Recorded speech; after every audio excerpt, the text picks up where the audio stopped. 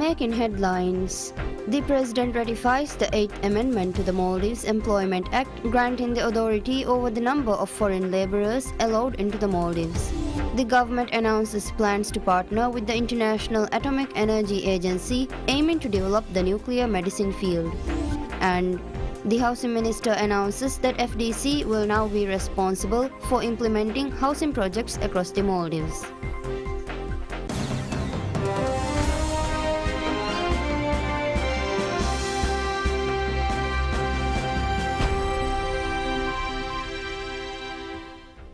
Bismillahirrahmanirrahim. Assalamu alaikum.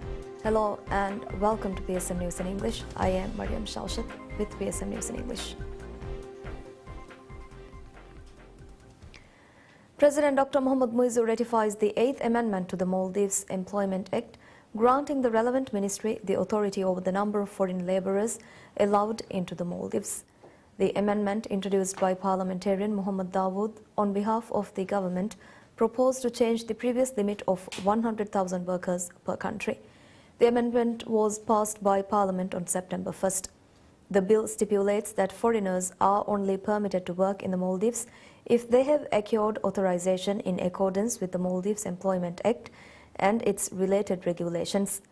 It outlines the penalties for not complying with these requirements and specifies the maximum number of foreigners allowed and identifies the specific sectors or areas where they are permitted to work.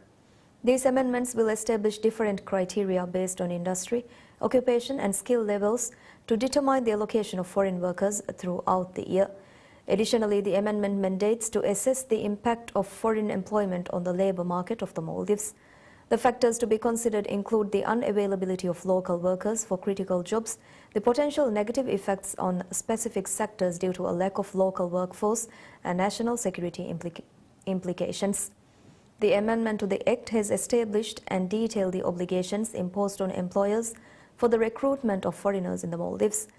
This includes the registration of the workplace where the foreigners will be employed, the acquisition of necessary permissions, securing the appropriate quota for foreigners, and obtaining a valid work permit.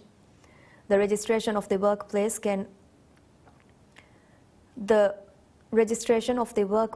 of an expatriate can only be changed in accordance with a guideline created under the Act. The amendment also specifies the procedures for addressing violations by those found to exhibit insensitivity towards foreigners. It gives the authority inspectors the authority to enter work sites without prior notice to detect illegal immigrants, although they must obtain permission before entering residential properties.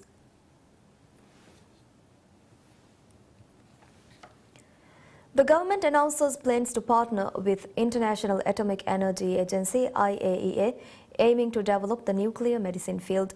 Speaking at a press conference, Minister of Foreign Affairs Musa Zamir revealed that the decision was taken as it will benefit the Maldives, adding that the collaboration with IAEA will play a pivotal role in supporting the Maldives to develop the nuclear medicine field. Highlighting that President Dr. Mohammad Muizzu pledged to establish a cancer-treating hospital in the Maldives, the minister stated that nuclear medicine was utilized as a treatment for several diseases. While the government has decided to collaborate with IAEA, it disclosed that all the works pertaining to it will be led by Ministry of Defence. The government notes that this is a long-time process, as this decision made by the cabinet will be proposed to the parliament and will require parliamentary approval for the Maldives to join the agency. In addition to IAEA assisting the Maldives in advancing the nuclear medicine field, it can also serve benefits to the Maldives in the field of renewable energy. IAEA was established in 1957 in response to the deep fears and expectations generated by the discoveries and diverse uses of nuclear technology. It seeks to promote the peaceful use of nuclear energy and to inhibit its use for any military purpose, including nuclear weapons. While the organization consists of 178 member states, Maldives and Bhutan remain as the only countries in the region which have not joined the organization.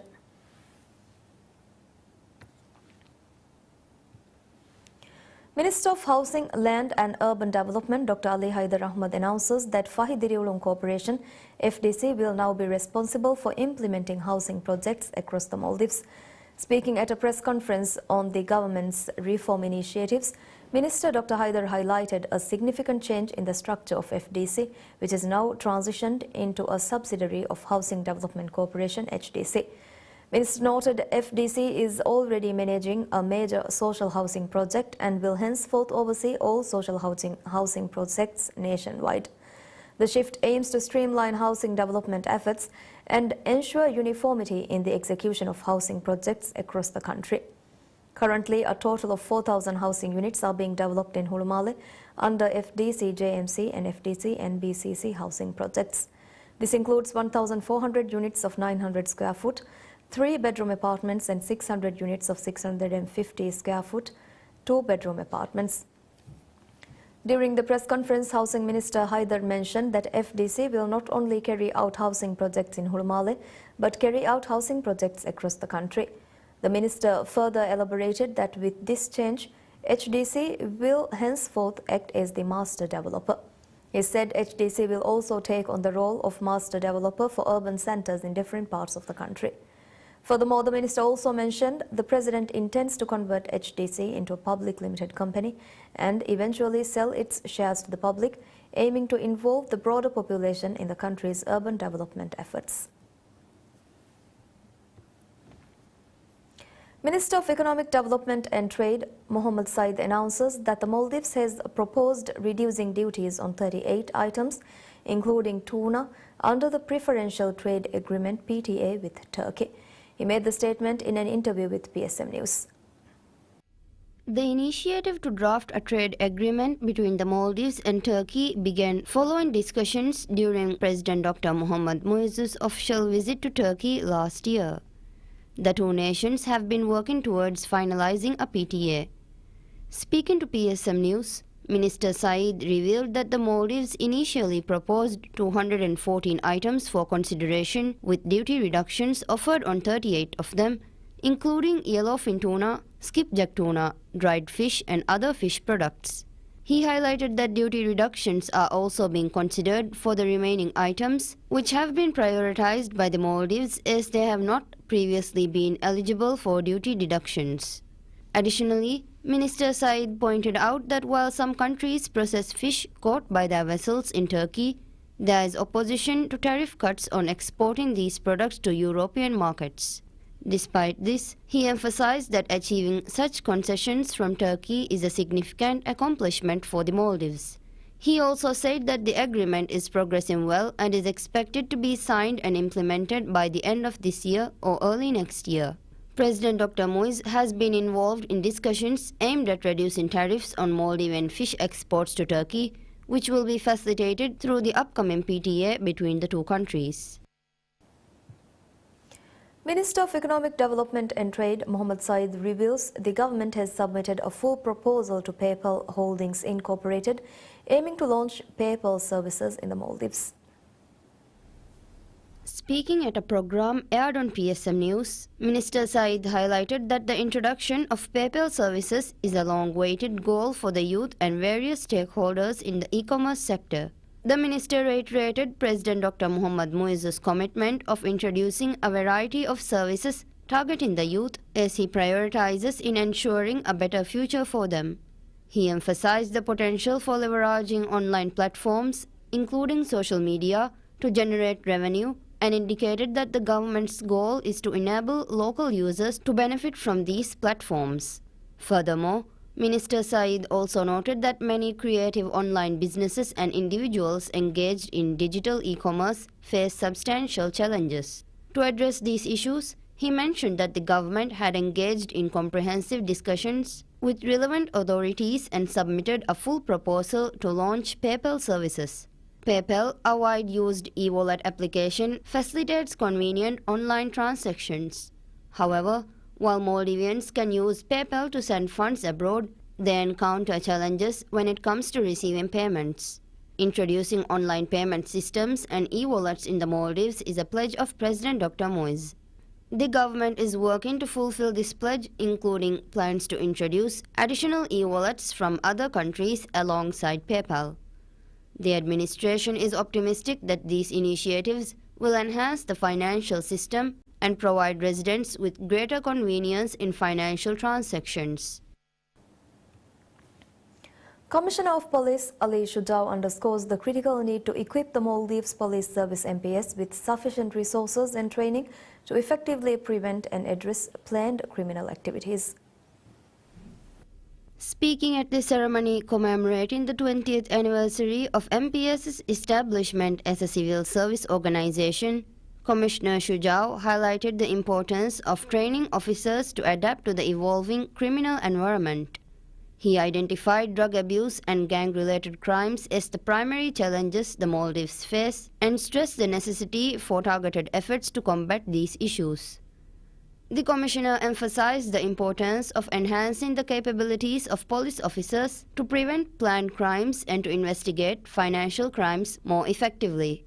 In his address, Commissioner Shujao expressed sincere gratitude to all parties who supported MPS in various tenures to strengthen the management and running of MPS, which initially started with only 500 officers.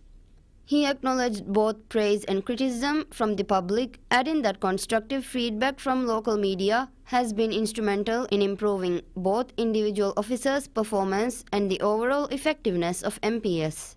Furthermore, Commissioner Shujao honored the police officers who have lost their lives while fulfilling their duties, who bravely sacrificed themselves to defend the nation. He called on all police officers to exert their utmost efforts to build public trust, reiterating that serving the nation and ensuring the safety and security of residents must remain the highest priority for all officers. This year marks the 20th year since MPS started to provide services as a civil service organization. Prior to this, police services were provided under the National Security Service for 91 years, with MPS being established as a distinct civil service organization on September 1, 2004. The Vaibhog Academy, the National Language Institute of the Maldives, inaugurates its annual book fair, Fenda Mauras Tehas Service. This marks the second year of the event, which will take place at the Academy till September 2nd between 10 a.m. to 5 p.m. The Academy has announced that the fair will showcase a diverse range of books, including those of the Academy itself, children's books, literature books, books related to history, storybooks and novels. Notably, the fair will feature a special book detailing the history of the kings and queens of the Maldives, available in both English and Divehi language. In addition to books published by the Academy, the fair will also present works by individual authors. The Academy has revealed that the prices of books at the fair will be reduced compared to standard rates. Maldives Marketing and Public Relations Corporation, MMPRC, showcases the diverse tourism offerings of Maldives at the Pacific Asia Travel Association Pata Travel Mart 2024. MMPRC was joined by the Maldives Association of Travel Agents and Tour Operators Matato. The Pacific Asia Travel Association Travel Mart 2024 was held from August 27th to 29th at the Queen Sirikit National Convention Centre in Bangkok, Thailand. MMPRC stated that the promotion of Destination Maldives at the three-day event was focused on promoting the country's unique geography, vibrant underwater marine life and varieties of stay options, solidifying the Maldives' status as a premier global destination. The Maldives contingent at this event included MMPRC's chairperson Abdullah Giyas Riaz, MMPRC's Chief Executive Officer and Managing Director Ibrahim Shiri, Matato's Chief Executive Officer Aminat Susan.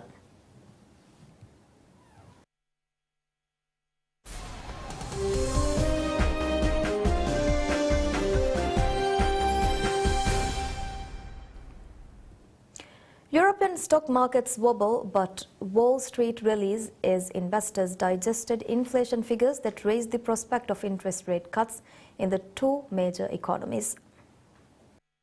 Official data showed the U.S. Federal Reserve's favored measure of inflation, the Personal Consumption Expenditures (PCE) price index, held steady on an annual basis in July at 2.5%. It edged up on a monthly basis from 0.1% in June to 0.2% in July. The figures were in line with market forecasts, raising expectations that the Fed will cut rates when it meets on September 17th to 18th. The only doubt now is the size of the reduction. Analysts expect a cut of 0.25 percentage points, but some say it could be bigger if job data next week shows weakness in the labor market. In Europe, official figures show that inflation slowed to 2.2% in August in the 20 countries that share the euro. The figures raised hopes that the European Central Bank, which cut rates already once in June but paused in July, will lower borrowing costs again in September. French Central Bank Governor Francois Villeroy said in an interview with the magazine Le Point, published Friday, that it would be fair and wise for the ECB to cut rates as its September 12 meeting. Gianluigi Mendrizzato, senior economist at EFG Asset Management, said that while a rate cut is expected next month, an increase in services prices raised the likelihood that the ECB will not reduce them again before December. ECB board member Isabel Schnabel cautioned on Friday that the Frankfurt-based institution should proceed gradually and cautiously on rates. Speaking before the Eurozone inflation figures were released, she pointed in particular to persistent price pressures in the services sector. But other analysts said the ECB will likely move on rates again later this year. Oil prices meanwhile fell after reports that OPEC is set to proceed with a planned oil output increase from October. The report comes amid concerns about Libyan supply disruptions.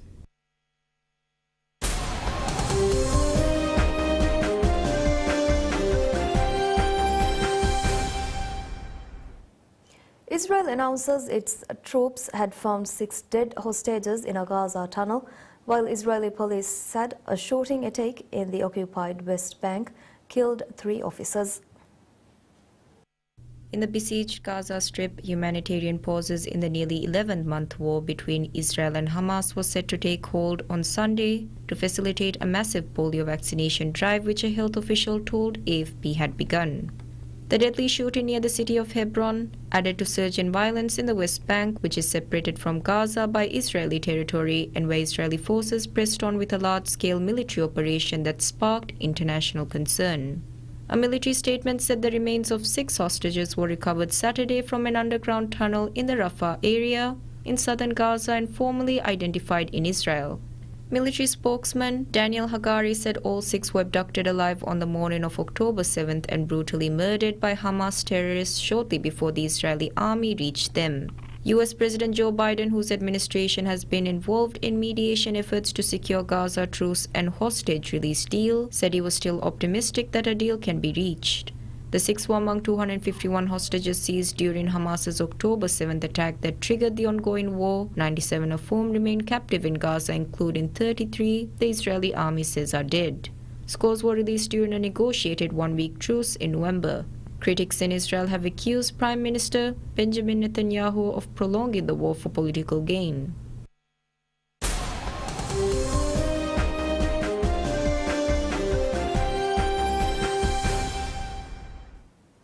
Luis Suarez and Inter Miami CF continues their winning ways, beating the host Chicago Fire 4-1.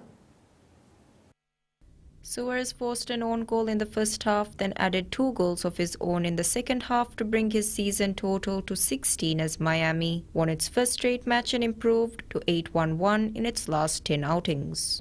Robert Taylor also scored for Miami, which was without superstar Lionel Messi, who hasn't played in a match since getting injured while helping Argentina win the Copa America final against Colombia on July 14th. Miami's David Ruiz, Diego Gomez, Jordi Alba, Leonardo Campina, and Sergio Busquets all added assists. The Fire are winless in 3 straight matches. Miami took a 1-0 lead in the 24th minute as Suarez's initial shot was stopped by Chris Brady, but it then took a deflection off defender Tobias Salquist for an own goal. The lead grew to 2-0 in the 47th minute. This time a Gomez pass found the run of Suarez, who struck in cleanly past Brady to double the Miami advantage. Suarez struck again in the 65th minute to make it 3-0.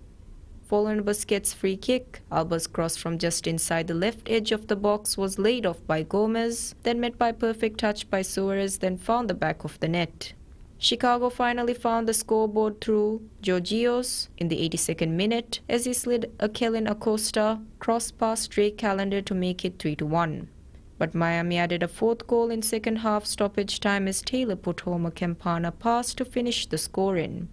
Miami finished with 18 shots to Chicago's 15, including an 8-4 shots on goal advantage. Their 62 goals lead all MLS teams. Callender made 3 saves as he came just a few minutes shy of a second straight clean sheet.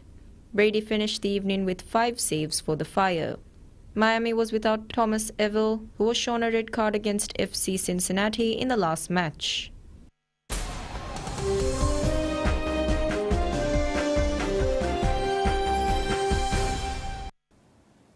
Kenya's Treetops Hotel, where Britain's Elizabeth became queen in 1952, reopens after closing due to the COVID-19 pandemic, marking a new chapter in its storied history.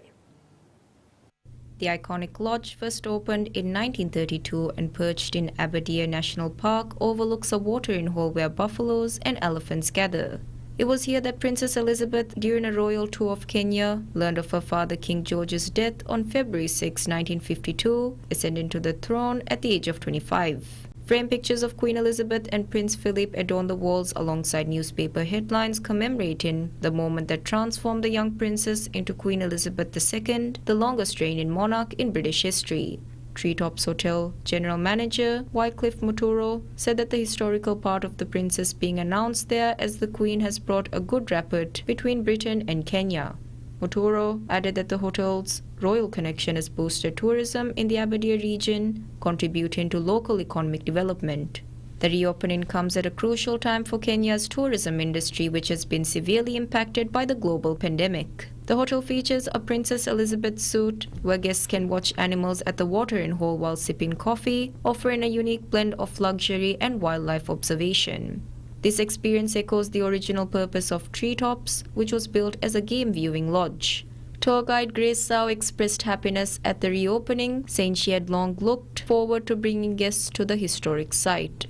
The surrounding Aberdeen National Park, established in 1950, is home to diverse wildlife, including elephants that visit the hotel's watering hole in family groups. The park covers an area of 767 square kilometers and is part of the Aberdeen Mountain Range, a vital water catchment area for Kenya. Kenya Wildlife Service Ranger Gladys Gaturia highlighted the area's historical significance, mentioning a nearby waterfall visited by the late Queen and caves used by Mau Mau fighters during Kenya's struggle for independence in the 1950s. Well, that's all we have for you right now. Thank you for watching. Stay tuned for more news updates. Have a good day. Goodbye.